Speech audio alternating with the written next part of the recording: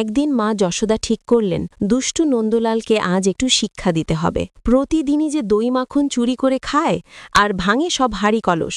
রাগে তিনি ছোট্ট কৃষ্ণকে ধরে আনলেন আর ওখলির সঙ্গে বেঁধে রাখার সিদ্ধান্ত নিলেন। কিন্তু আশ্চর্য ঘটনা ঘটল।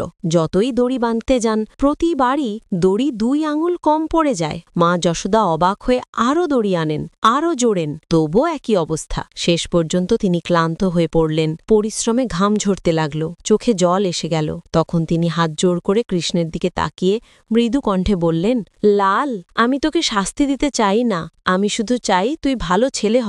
মা তো তোকে ভালোবেসেই বাঁধতে চেয়েছিলাম।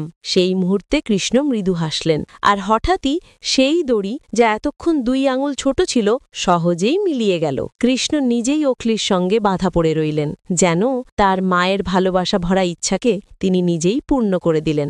এই লীলার মধ্যেই লুকিয়ে আছে এক গভীর শিক্ষা। ভগবানকে কেবল শক্তি, যজ্ঞ বা বাহ্যিক পূজায় পাওয়া যায় না। তিনি বদ্ধ হন কেবল সত্যিকার ভক্তির বন্ধনে। যেখানে মানুষের চেষ্টা আর ঈশ্বরের করুণা একসঙ্গে মিলে যায়, সেখানেই সৃষ্টি হয় পরিপূর্ণতা।